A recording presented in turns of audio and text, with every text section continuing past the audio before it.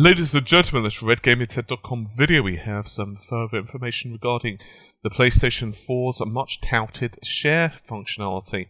And indeed, it can actually be blocked by developers. This information comes to us from Sony's Worldwide Studios president, Shuhei Yoshida. And indeed, he was actually telling that in an interview how he was inspired by the idea behind this from actually Dark Souls. And anyway, and I'll read you a part of the interview. There were parts of the game that the maker does not want people to be able to see. For example, on Vita, developers can, in certain scenes, disable the feature that lets users take a screenshot, and the share button will have a similar mechanism. For example, the creator may not want to make videos of the final boss shareable.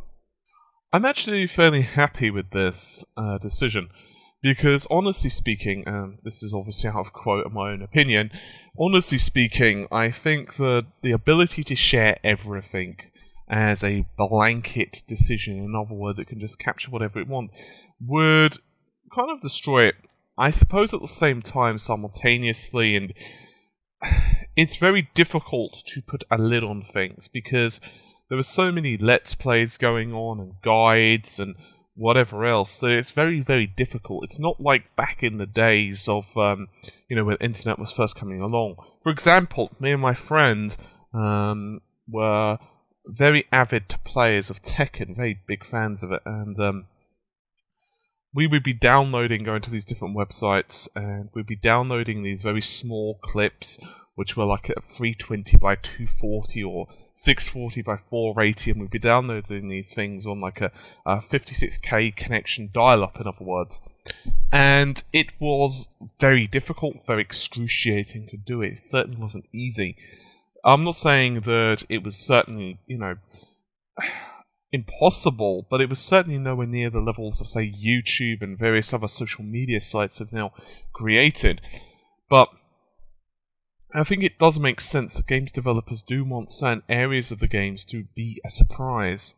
And indeed, I'm not really sure, personally speaking, how I feel about the social media aspects of the PlayStation 4. I think that they could be very cool in one respect, but I also think that they could be maybe get old fast. Maybe that's just me being a bit of a stickler for that type of thing, but I do quite like the functionality, and I think it could be kind of awesome, but at the same time I'm not really sure that it's particularly an amazing piece of technology for all games. I think that certain games very much don't really lend themselves too well for it. On the other hand, some games definitely do. Fighting games, that type of thing, really do. On the other hand, I think that some games who have very, very climactic final bosses, that type of thing, maybe may not lend themselves quite so well.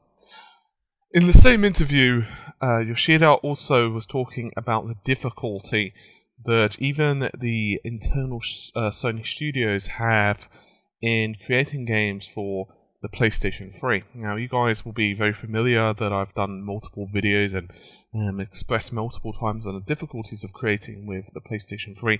And you may even remember just a couple of days ago I released a video concerning Santa Monica Studios and how they were using the SPUs, the Synergistic Processing Units, on the PlayStation to get the most out of the games. And of course, that's one of the reasons how they made titles like, say, God of War Ascension look so darn pretty. Anyway, in the interview he's discussing, this is a quote, "It's difficult to believe that games like The Last of Us and Beyond Two Souls are running on exactly the same hardware as these early games. Those developers have studied hard to make a great PS3 game, but it's taken a long time for developers to reach this point." I think this is not anything, but this is out of quote, of course. I don't think this is anything particularly new, but I think it's very interesting that Sony are so willing to admit now. I mean, obviously they were, there were a few interviews here and there that said it was tricky, but they are certainly becoming very open with the fact and very acknowledging how difficult the system was to program for.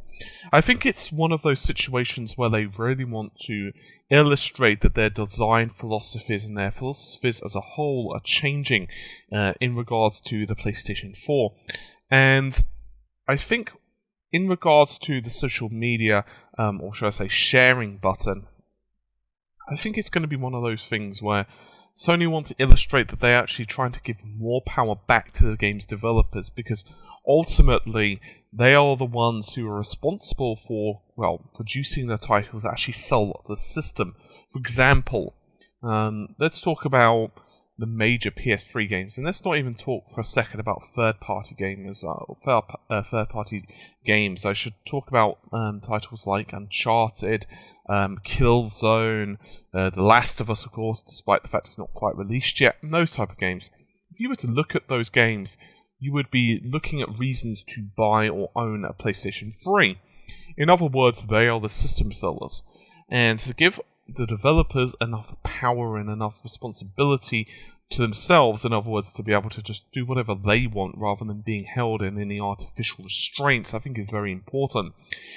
Anyway guys, hopefully you've enjoyed the video. I realise I've been fairly quiet the last couple of days. All I can say is that I've been extremely busy getting RGT's website ready to move to a new, faster server. I've been messing around with various cloud networks and trying to get used to Linux distributions and figure out a few bits and pieces behind the scenes.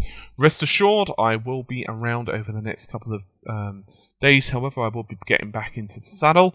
So anyway, hopefully you've enjoyed the video. It's been a fairly short one, but anyway, take care and bye for now.